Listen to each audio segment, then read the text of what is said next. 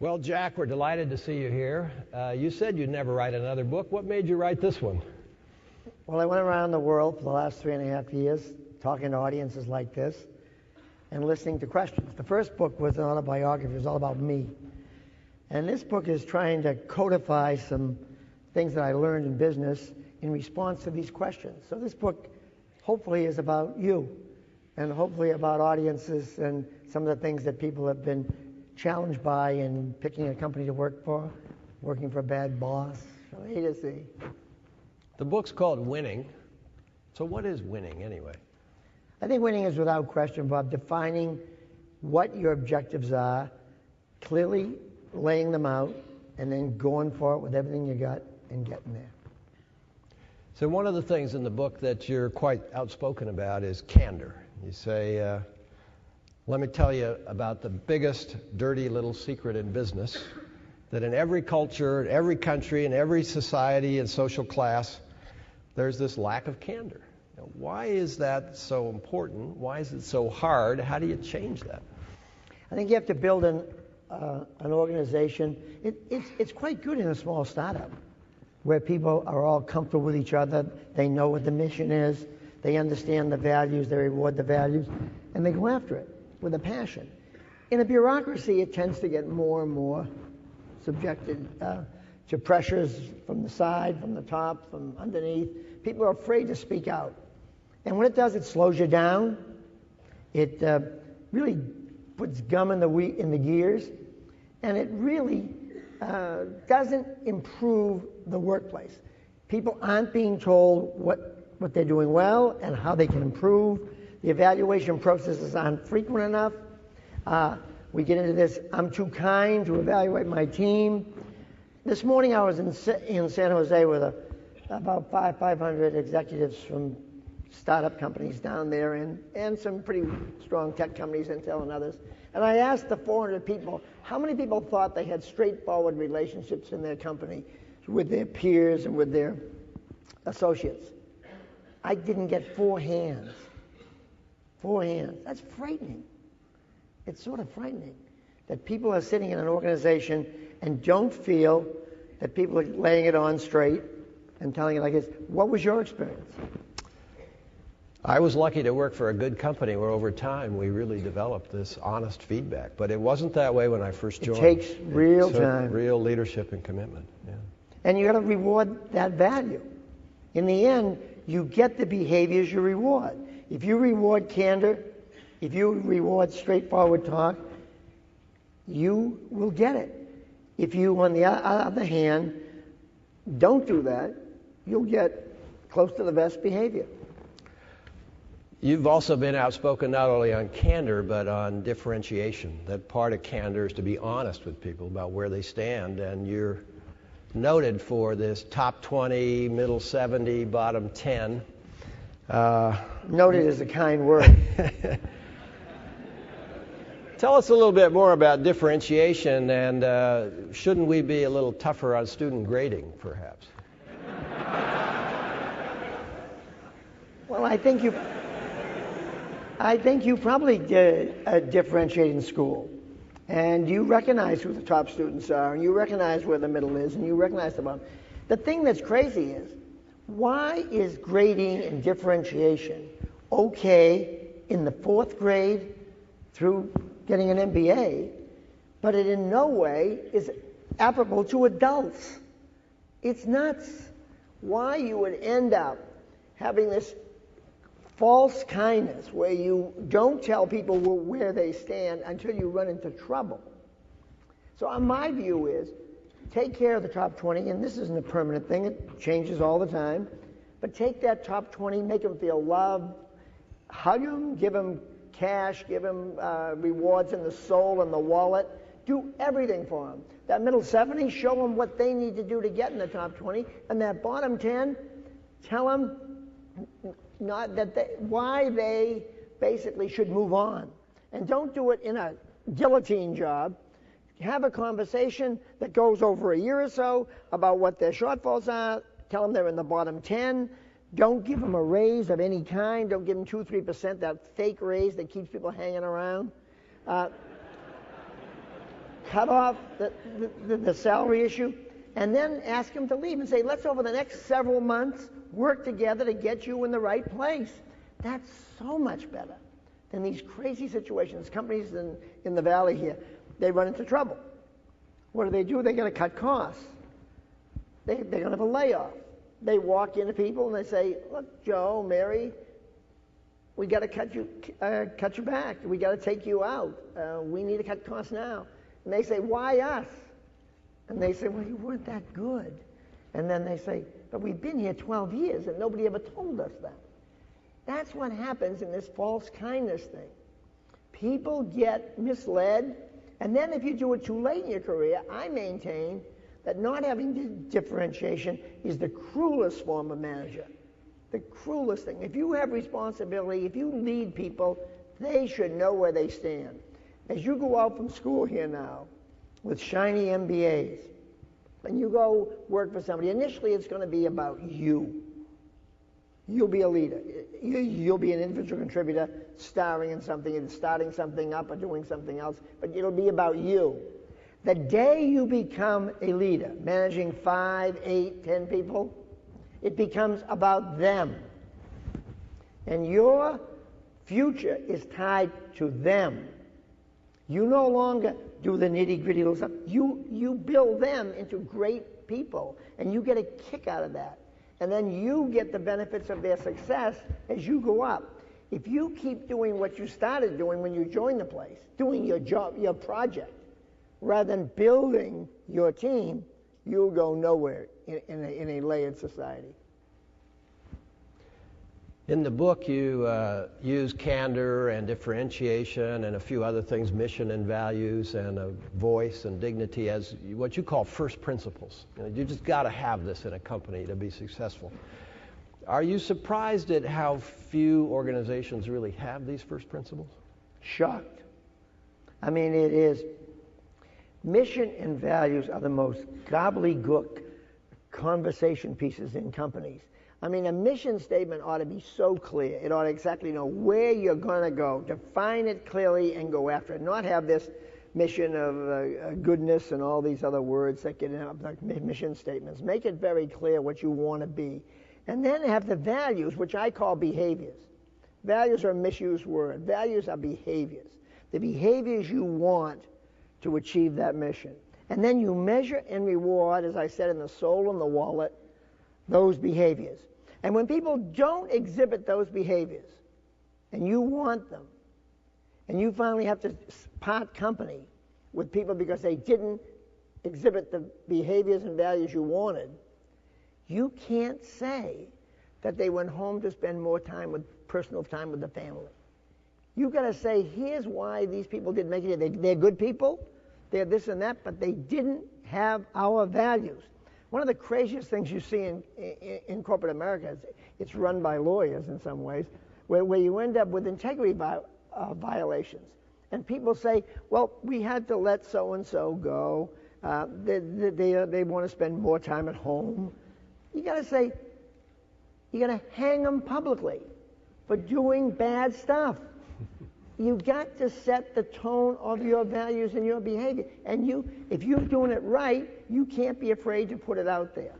And so I think that you set a mission, you set the behaviors, you operate in an open, candid, as you said, takes time, build trust, transparent fashion, and you give every employee voice and dignity, and you've got a foundation that means something.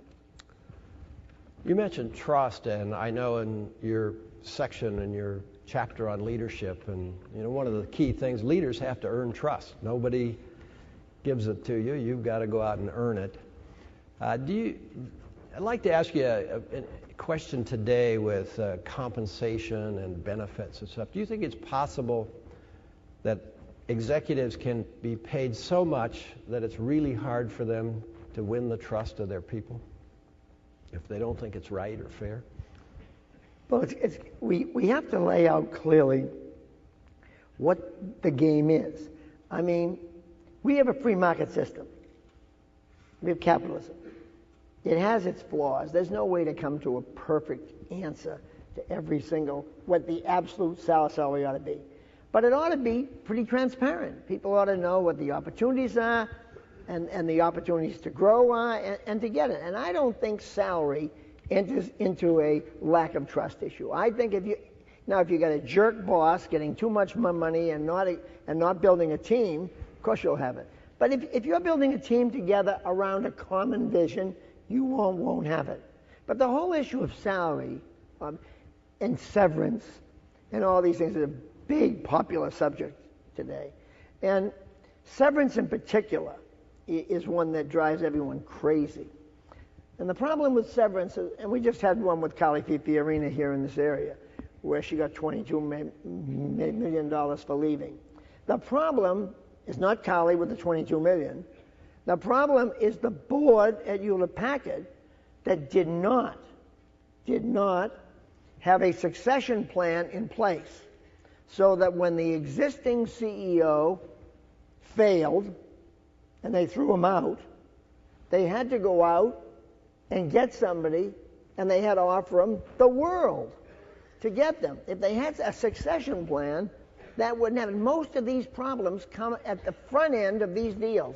They get written up and beat up on the back end, but the problem came on the front end.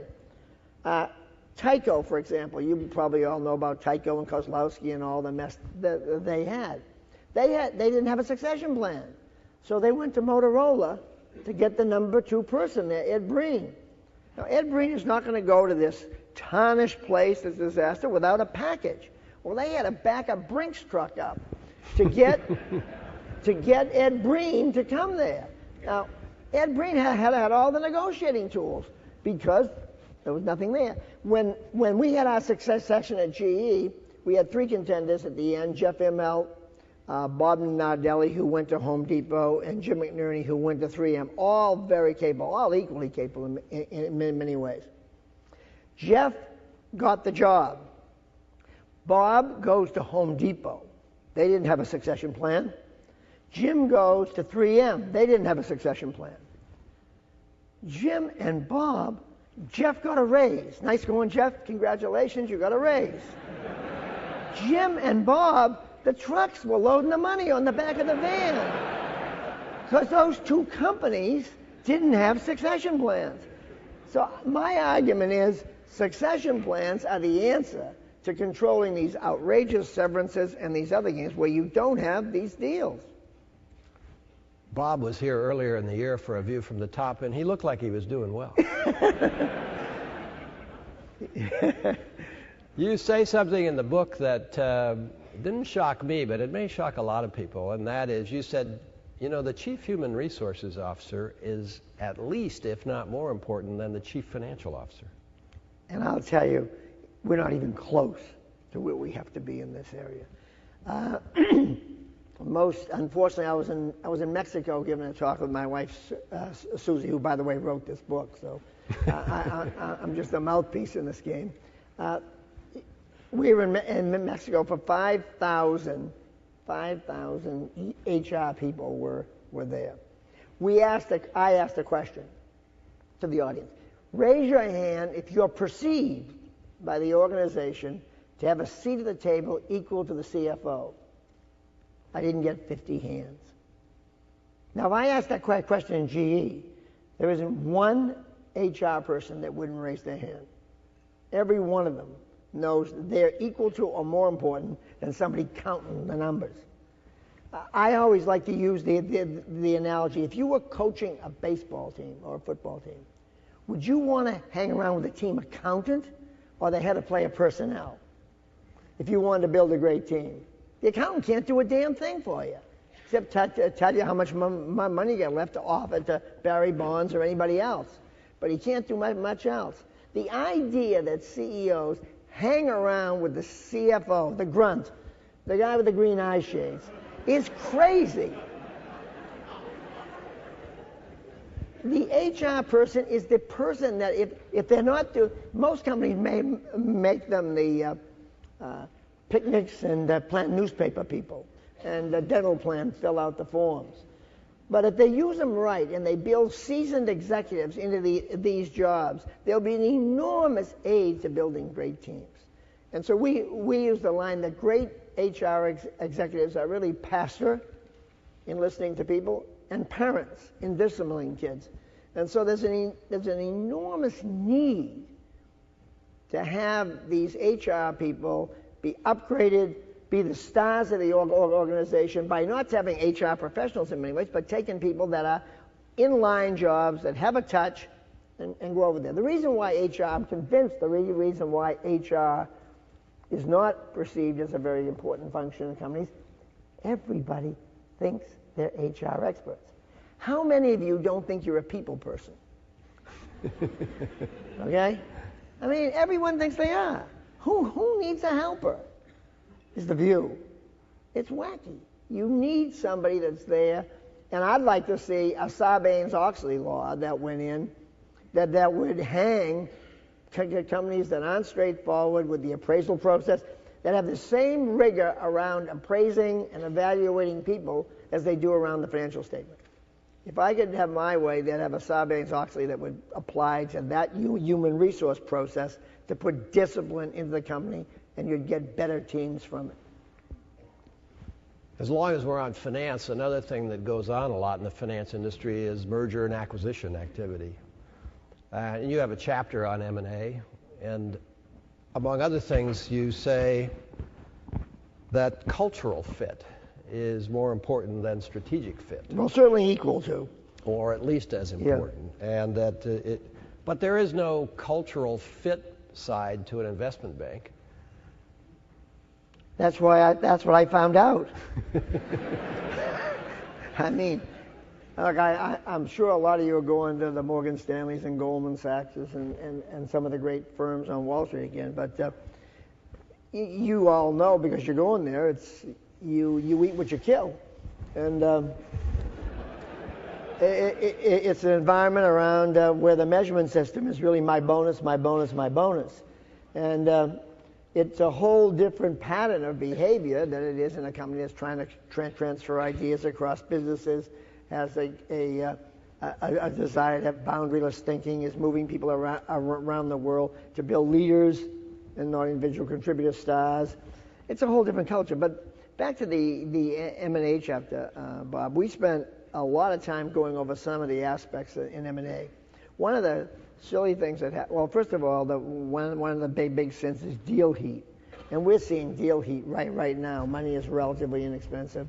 Look at the bidding for MCI. I mean, it might have been a good deal at $6 billion. I don't know how, other than two investment banks trying to make a killing, how it can be a good deal at 9.5 to 10. And now I don't know where it's going to stop. But this once you get into deal heat, all rationality goes. So we talk about the deadly sins of mergers and acquisitions. First one is deal heat. Young investment bankers like you will be driving poor dumb CEOs to do some of the stupidest things in the world when they get into deal heat. And the challenge is to kick you out as it gets too hot. Not Stanford MBA. No. So, and we talk a lot about the conqueror syndrome, where you go in and you have all the answers and you throw out all the knowledge that was there because the conqueror wins. We talk about for the acquired person, the dumbest thing acquired people ever do is when somebody buys the firm they're at, they pout about the deal and they resist.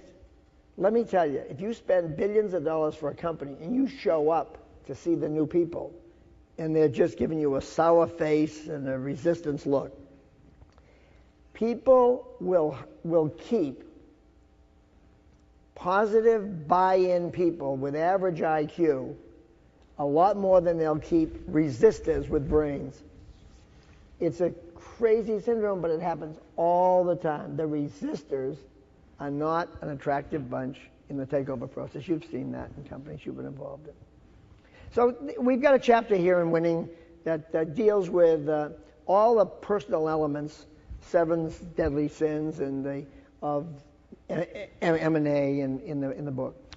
You also have a chapter on a subject that's very much on the hearts and minds of our students. That is called the right job.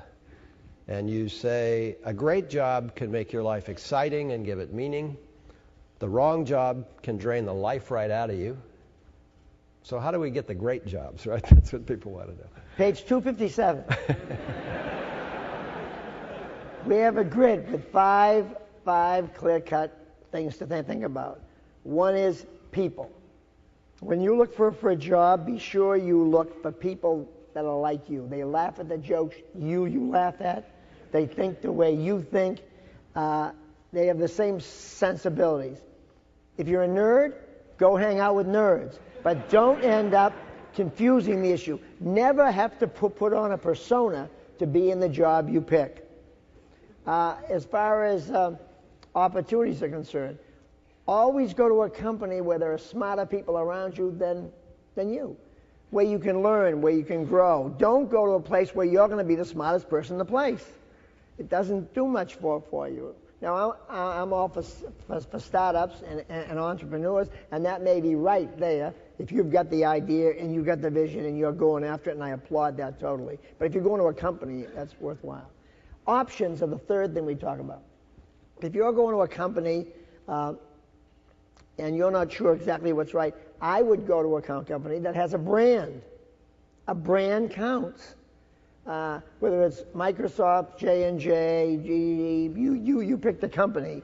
Wells Fargo, you pick the company. You pick a company that has a brand, because if things aren't right for you in your first job, your brand will be very important as you look to the next job.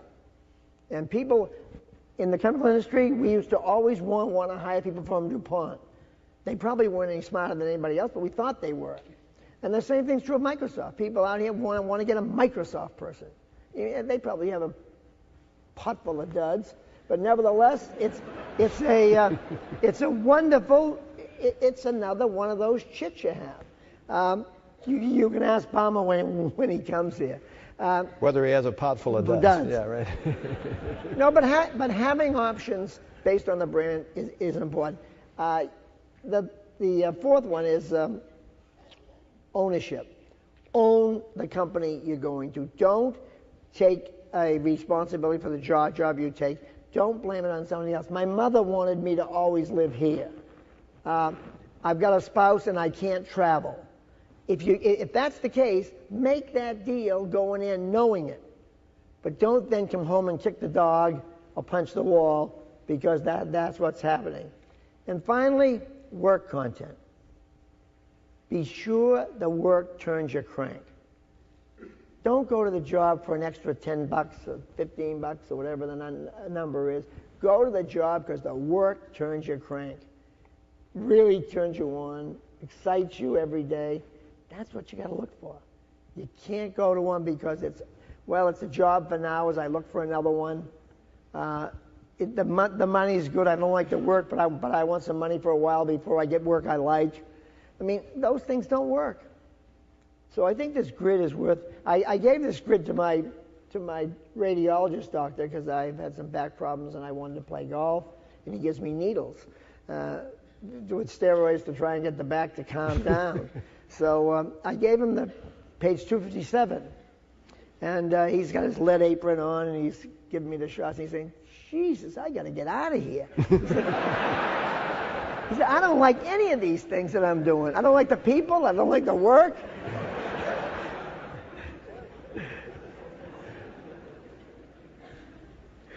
You also have a chapter on a subject that's very important to a lot of our students, and that's work-life balance. And you say, look, you can get it, but you have to earn it. Yeah, I think it's without question, Bob. They're a company, you want to be in a family-friendly company, that's for sure. But I do think the work-life balance thing is not in a company brochure. That's a recruiting tool. What it really is, it's an old-fashioned chit system. You over-deliver. You make your boss look good. You put chits in the bank. When you need flexibility, whether it be for ballet or whether it be for yoga or whether it be for kids or whatever it is, you pull the chits back out. But it is an old-fashioned chit system. And those that are stars and those that deliver earn flexibility. and it's something that is clearly earned. And it's not something that is handed to you at the beginning of a game. We tell this story in the book of this job where a friend of ours was running a small operation, 60 people. One of the women in the job had her second child. She had been in the company 8 years.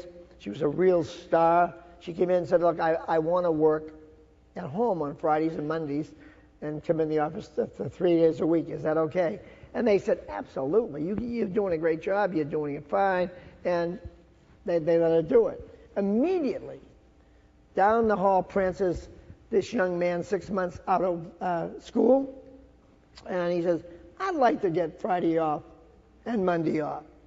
And the boss said, why? He said, I want to perfect my yoga practice.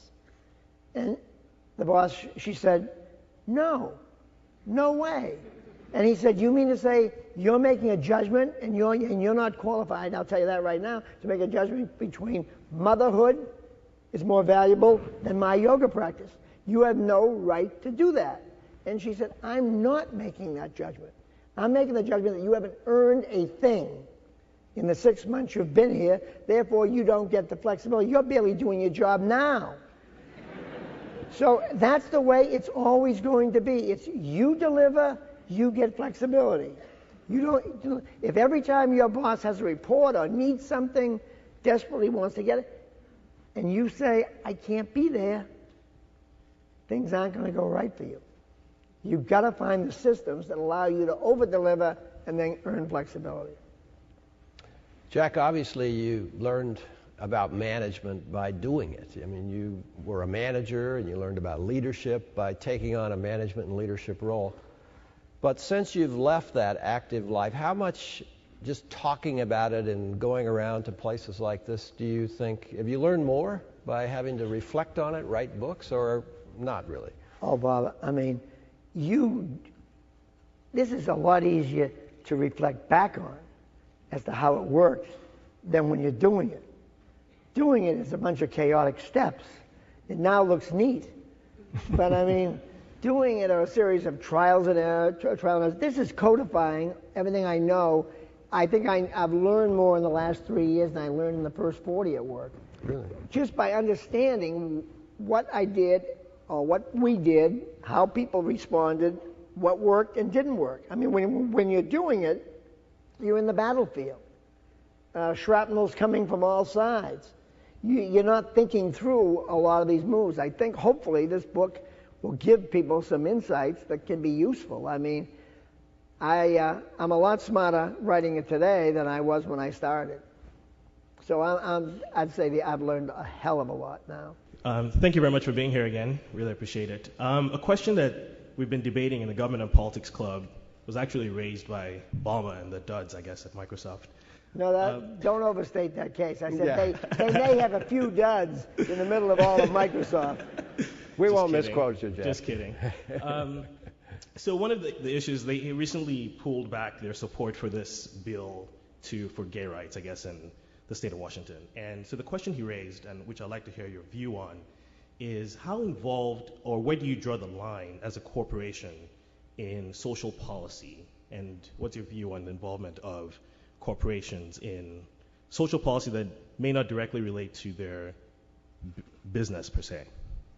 You know, my view, and don't forget I'm from a different era, my view was clearly that you stayed out of that you didn't get involved in government social policy, and that GE stayed 18 miles away from it during my time. I don't think it's our business. Right? Our job is to be competitive, provide valued products and services that create jobs and create an environment where people can grow and flourish. That was our job. And to be non-discriminatory, but not to go to involve ourselves in government policy regarding those things, social policy. Next. Yep, thanks. So here at the business school, we are given a lot of models and a lot of ideas, and we spend a lot of time thinking and talking about what we would do if we were in certain situations or with certain information. One of the things that still bothers me a bit that I'm hoping you can shed some light on is when you're out working, it's my, at least past experience, that you're overwhelmed with information, that it's not given to you in a, these are the 3 things you ought to think about, so pick a model to put it into. And if you can shed some light for us on how you take maybe 1,000 pieces of information, find the 5 that are valuable to make a decision as a manager, and then we can apply the, whatever model we have to those 5. Well, let me just start out by saying, the day you go to work will be the last time you'll think about a model, I think. Okay? I mean, you will be involved in real life situations where your where your pattern recognition will come into play, where all of your experiences will build and build and build to where when you see something, you'll act. Or you'll say, for example, the real estate boom is going like this, and you'll drive into a town and you'll see 50 cranes everywhere. And some cherubic kid will be in, not you, but somebody 5 years from now will be in pitching you on one more just one more building. And you'll say, look, I've seen this before. These things don't grow to the sky. There's overcapacity now, and there's cranes as far as I can see. That'll be more valuable insight to you than any of the models you study. And you'll say, get out of here. We've done enough in this segment, in this cycle. Let's get them on the downside. When vacancies are high, we can buy at a third on the dollar. And so you'll give a whole series of life experiences where your pattern recognition will come into play. You'll meet people in the interviewing process. You'll do X% the first 3 or 4 years of hiring. You'll get better and better. You'll never get perfect, but you'll spot a phony better. You'll understand that degrees mean one thing, but the day after they show up, degrees mean nothing. It's really what they can deliver. So all these things will come to you from that. And as far as being over-deluged in data, I never found that to be a problem. I always found you're always short of data. You're really always short of knowing the final answer. That's why you've got to go. And you can't wait for all the data. I mean, anybody could make the decision in hindsight.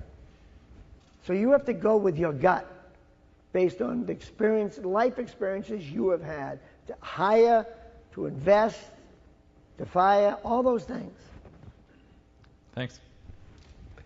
We have a question over here. Dr. Welch, what is most important to you and why? You realize, Jack, that's a question we ask all of our students that are admitted. What matters most to you and why? I think it changes in time. If I here at this point in time, getting a job and paying off the loan would be highly important. Okay?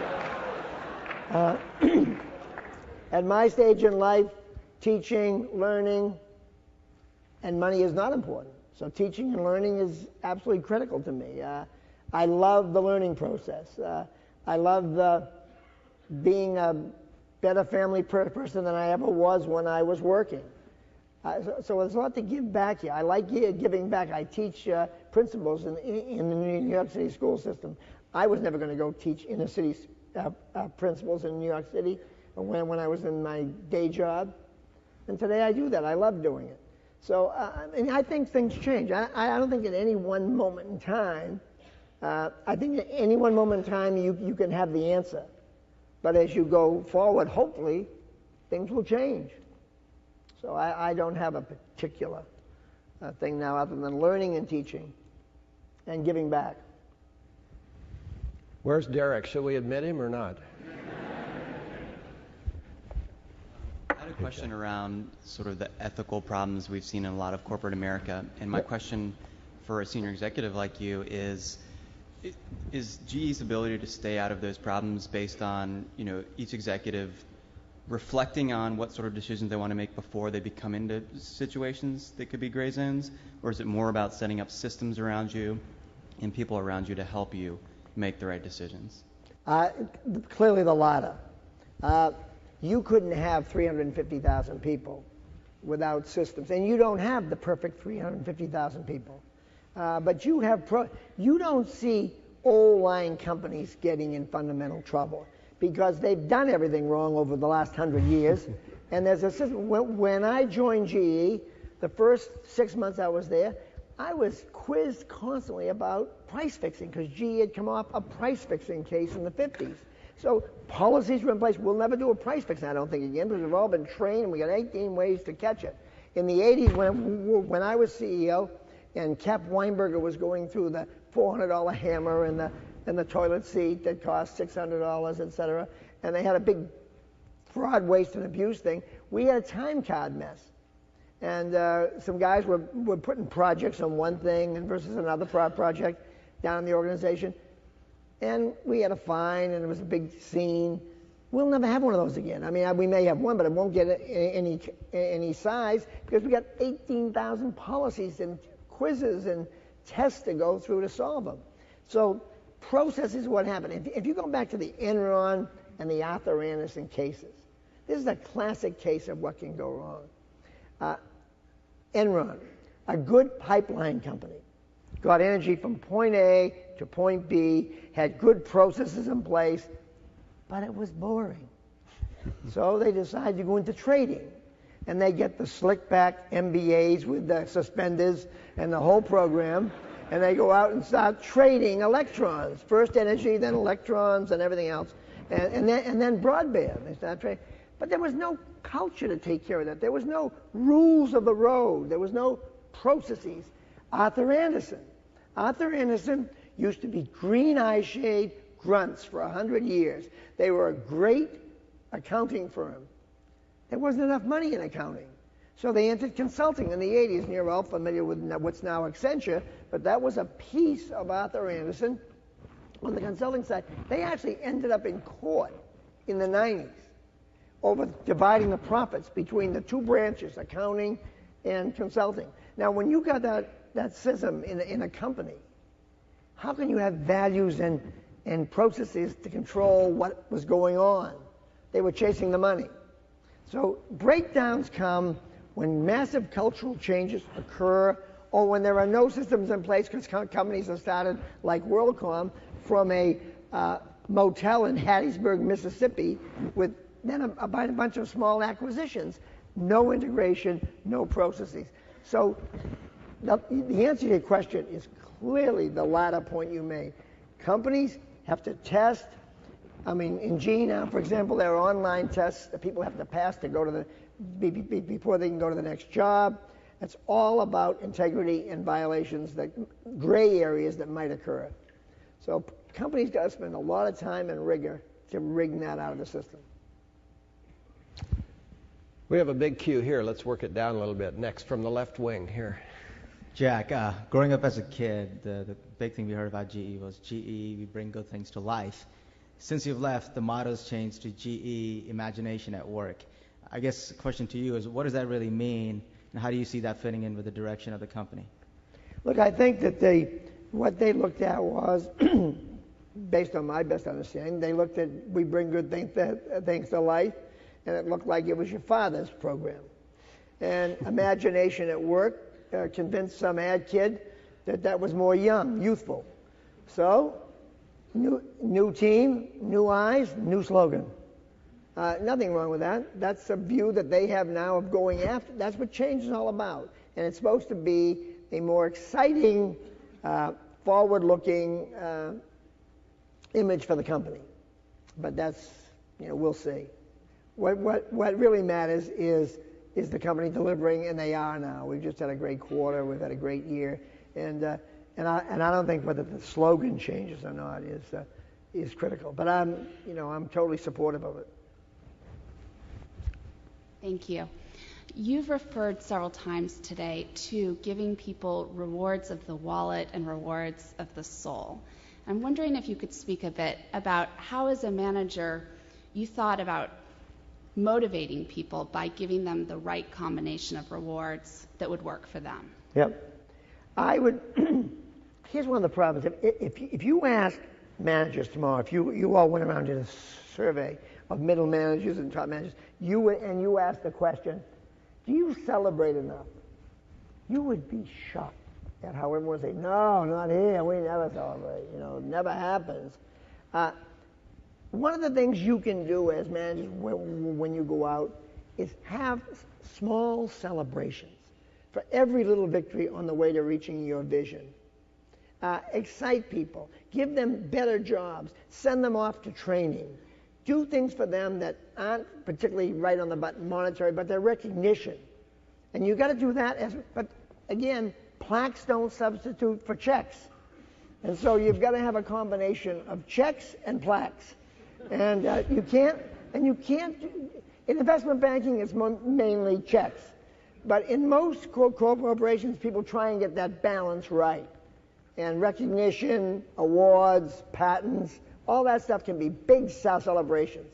And I think that's the job of the manager, to come up with that balance that feels right for your team, that turns them on. But go ahead, follow up.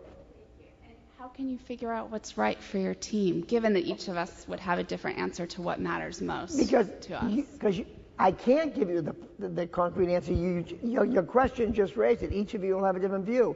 Your job is the sense that, remember, the day you become a leader, it becomes about them, right? If it becomes about them, your job is to walk around with a can of water in one hand and a can of fertilizer in the other hand. And think of your team as seeds and try and build a garden. Now, you'll end up with some weeds, and you're going to have to cut out some weeds. But that's your job. It's about building these people. In my case, if they were dealing with me, they'd want to make me feel 6'4" with hair. And that's what you're going to want to try and do. You're going to try and do that with your team. And only you will know the team. Some people will be more motivated by this, some will be more motivated by this, but you'll be if you will, the orchestra conductor that will bring it all together. And I can't tell you what mix of what is the right answer. I know one thing, money counts. It's important. It's an important part of the mix. And people get all caught up too much in the plaque and the other stuff.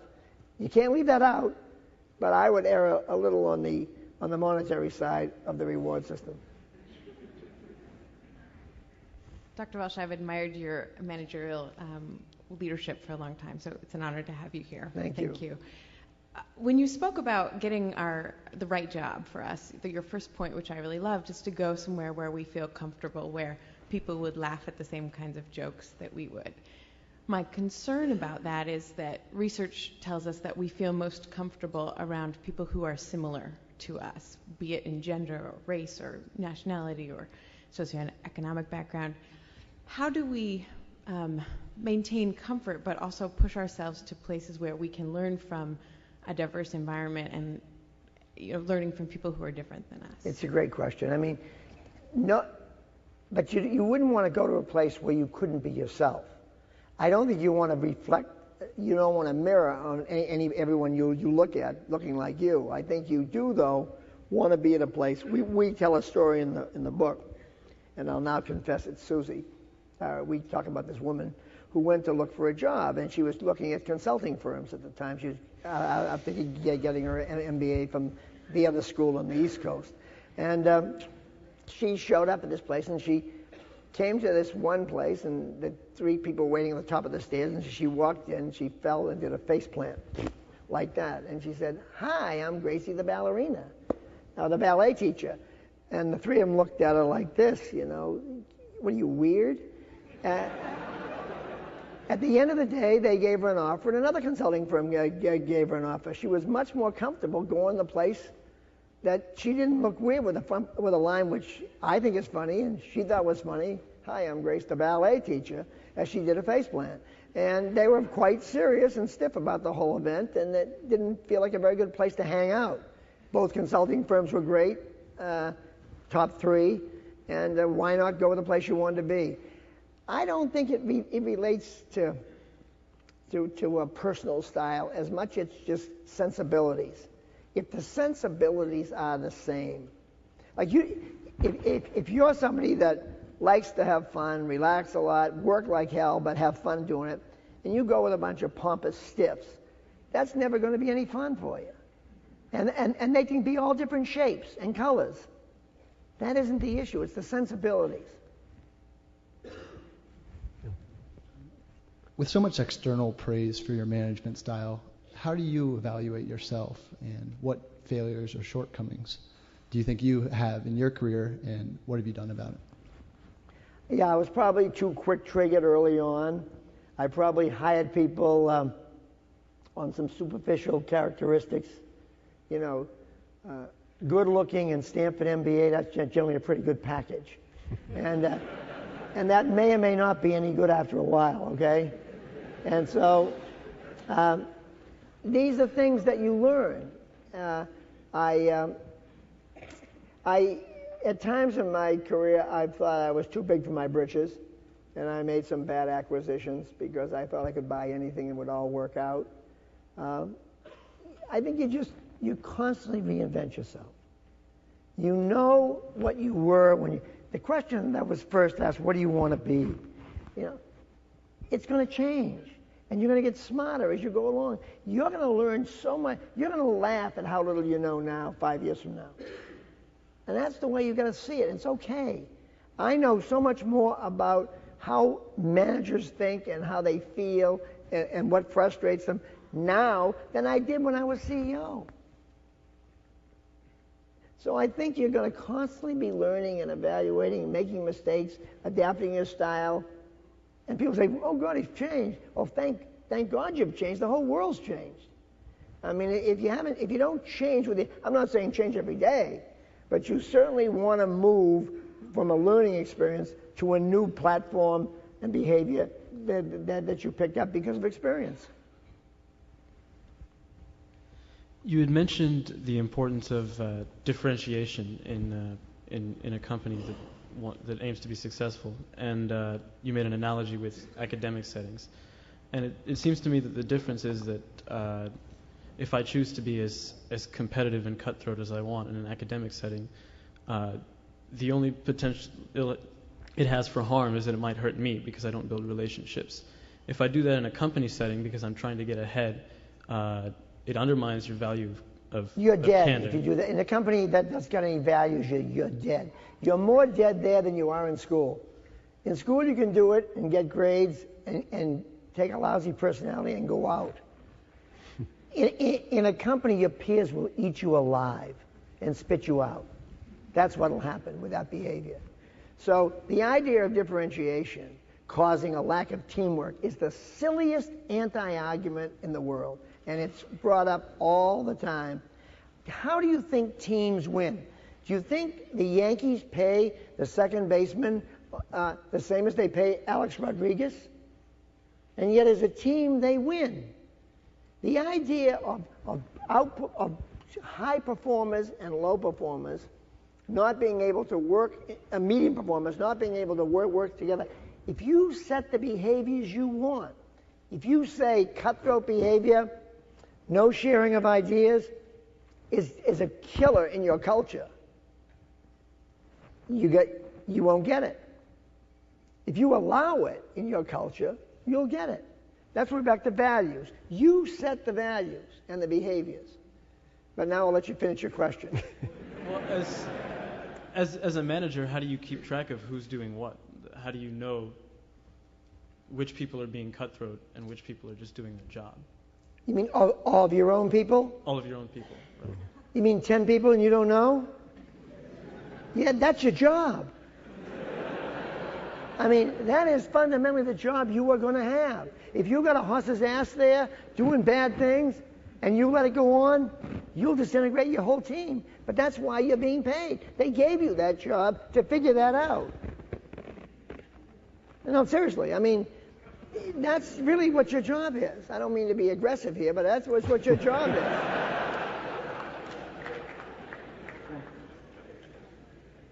I was hoping you could share some insight into how you manage your own time, particularly when you were heading a large company. I'm sure everybody wants a piece of the CEO. Everybody wants to talk with the chairman. No, I knew what my job was. I really understood that my job was not managing to find a new comedy, build a jet engine, build a medical scanner. It's an impossible job. But I knew my job was building people. building talent. And I came to work every day thinking about the people process and thinking about evaluations. When I went to factories, I sat down with the union and talked with them about how things were going, more to find out what the atmosphere in the place was than to find out the specific brief. So my job, if we didn't build all these leaders, that now we have 35 or so, 4 Fortune 500 CEOs and 4 of the Dow Jones 30, if we didn't do that, we would have failed. Because my job was not coming up with a Seinfeld comedy or an Apprentice show or any of these things. My job was to get somebody to run that place who could come up with those things. So my time was, I'd say, 65 to 75% on that. I had 3 things I had to do.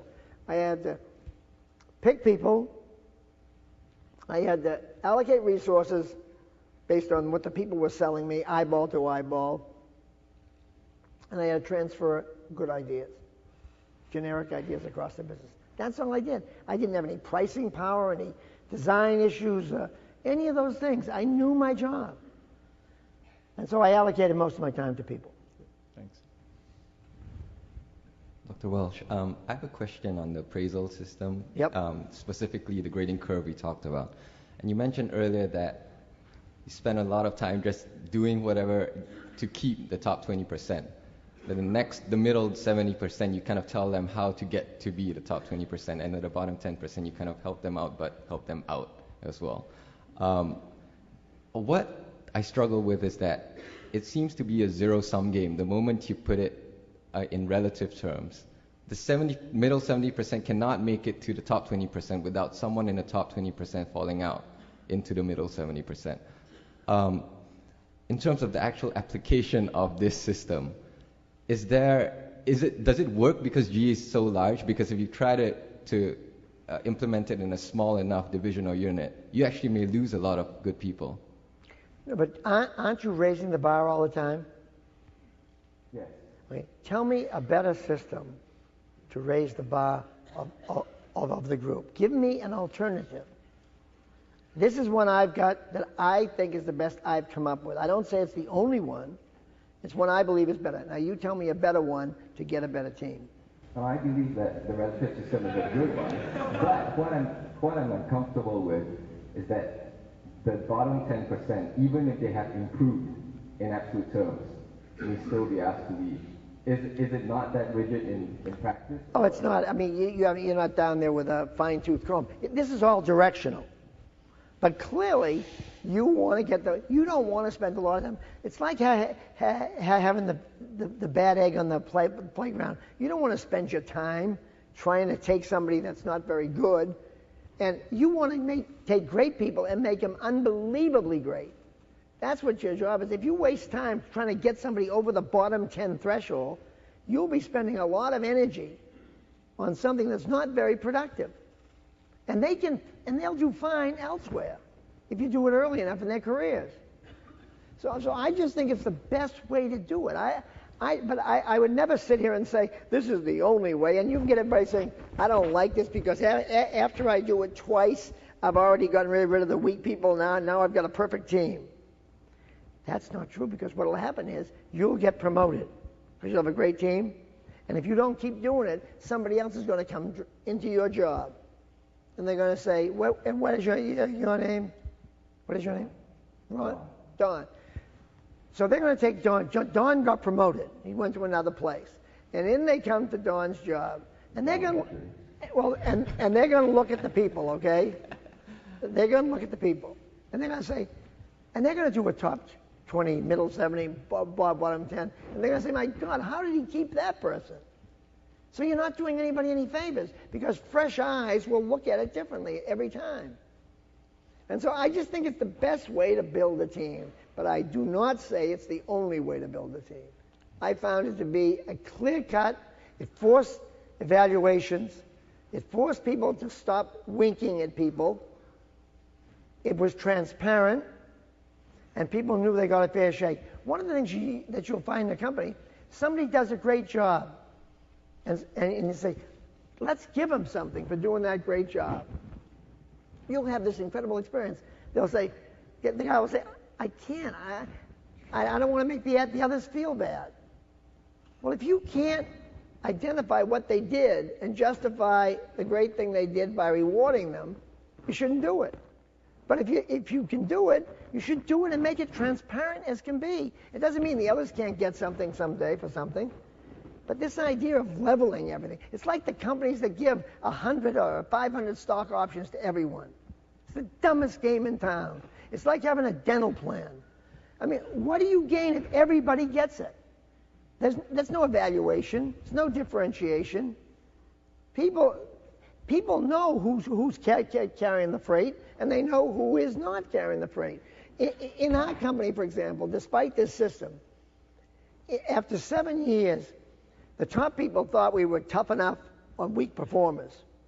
90+% of the blind survey said we were.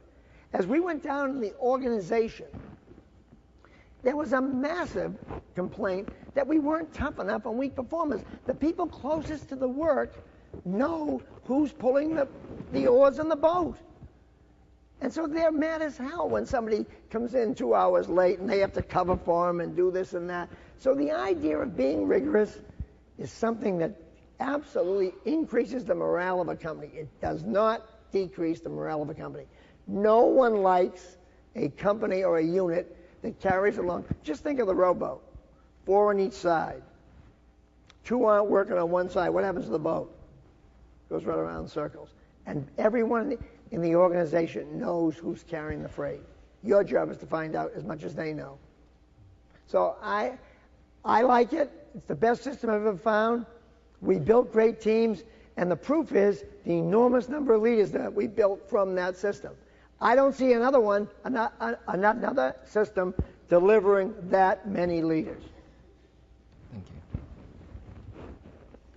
I think that one of your parts of your legacy would be what you left behind and your successor. Can you shed a little light on what went into your decision when you left with very capable people at the end? Yeah, it's back to the question we got asked earlier. You got all this data. A feeling, a smell, a confirmation by a board that took 7 years to come up with the answer. A lot of times, seeing a lot of different situations, we made a call. We couldn't have gone wrong on any one of the three. Couldn't have gone wrong. And we made a call to the best of our ability, and so far he's making us look very good. But I don't have a specific, just a gut, a feel. And so do they have a gut and a feel. But the other two, I mean, some other group could have come in and picked any one of the three. We couldn't have lost under any circumstances because we spent all our time building that team. See, the interesting thing is that was our job. These companies that end up with no successes and they got to go outside, they have failed in their fundamental job. The boards failed, the CEOs failed. That's a big, massive failure. Getting your successor for the last 6 years was the biggest thing on my mind. But there's no precise, did he make a deal? Bob Nardelli, who was here talking to you, had by far the best financial results in GE. By far, not by a little bit, by far. And he still has trouble. He may even said it here. He clearly does. He still has trouble and saying, why not me? Yeah. I had the best numbers. And I said to him, I can't tell you why.